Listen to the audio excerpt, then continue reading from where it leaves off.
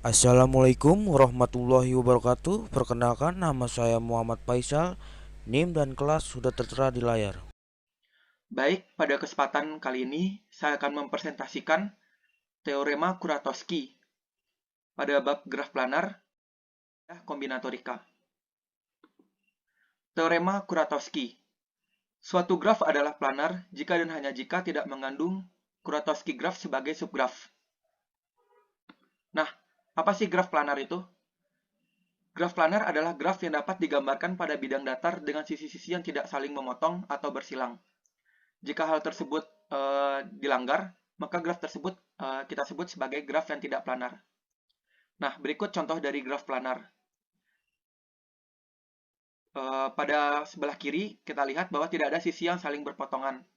Sedangkan pada gambar di sebelah kanan, ini adalah graf yang bukan planar, karena terdapat sisi di sini yang saling memotong atau bersilang. Nah, apa sih Kuratowski itu? Kuratowski adalah satu graf yang berbentuk K5 atau K33. Nah, dengan keterangan sebagai berikut. Gambar A adalah graf Kuratowski pertama atau K5. Gambar B kita sebut sebagai graf Kuratowski kedua atau K33. Graf C adalah graf yang isometrik dengan graf Kuratowski kedua. Nah, isometrik, apa sih isometrik itu?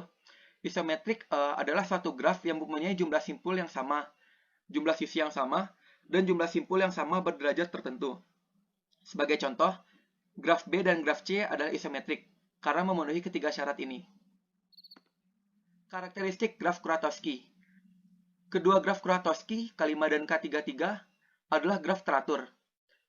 Kedua graf Kuratowski adalah K3 dan K5, graf yang tidak planar.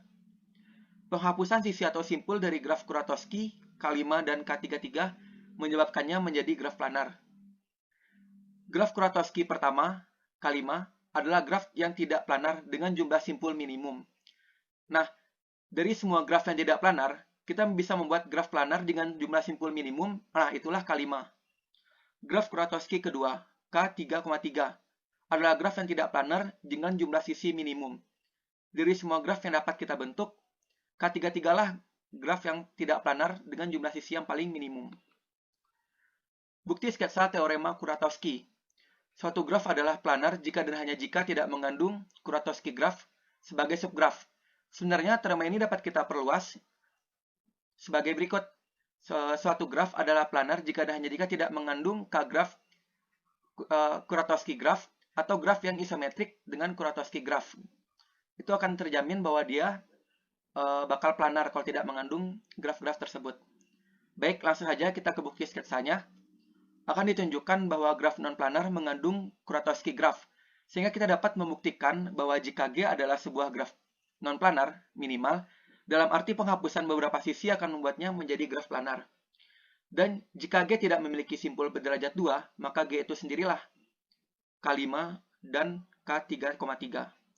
Misalkan G adalah graf non-planar. Misalkan UV adalah sisi dari G, dan misalkan G aksen adalah graf yang diperoleh dari penghapusan sisi UV pada G. Maka G aksen adalah graf planar dan dapat ditunjukkan bahwa terdapat siklus sebut C pada graf G aksen yang menggunakan titik U dan V.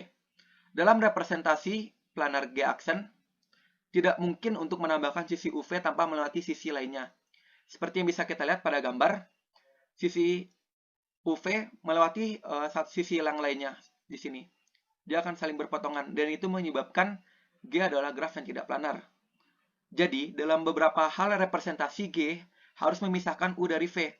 Bukti-bukti teorema Kuratowski umumnya mempertimbangkan kasus per kasus bagaimana cara di mana pemisahan ini dapat dicapai.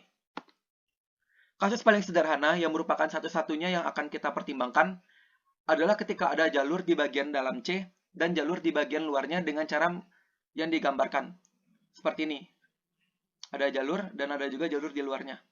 Bagian G yang diilustrasikan adalah sebuah K-graf yang diperoleh dari subdivisi dari K3,3. Sebenarnya minimalitas graf G dan tidak adanya simpul berderajat 2 sudah memastikan bahwa dalam hal ini jalur interior dan eksterior keduanya terdiri dari satu tepi, dan bahwa gambar di samping adalah seluruh graf G. Dengan cara lain, di mana U dapat dipisahkan dari V yang nantinya semua mengarah ke K5 atau K33. Kita tahu bahwa K5 dan K33 bukanlah planar, tapi kita dapat menyelesaikan gambar dari contoh pertama pada bab graf planar untuk menggambarkan setiap graf-graf ini dengan hanya satu titik potong pada suatu sisi. Seperti ini contoh pada bab pertama tadi. Ini adalah graf yang planar. Bisa kita lihat tidak ada sisi yang saling berpotongan. Dan ini adalah graf non-planar, bahwa nanti akan terdapat satu sisi yang saling berbentrokan di sini. Jadi, jika kita memperluas permukaan pada bidang dengan menambahkan sedikit bridge atau jembatan, seperti ini, atau topologi menyebutnya handless, maka kita dapat menggambar kedua graf ini tanpa titik potong pada suatu sisi. Baiklah, sekian presentasi dari saya. Mohon maaf apabila ada kesalahan. Wabillahi taufiq wal hidayah. Wassalamualaikum warahmatullahi wabarakatuh.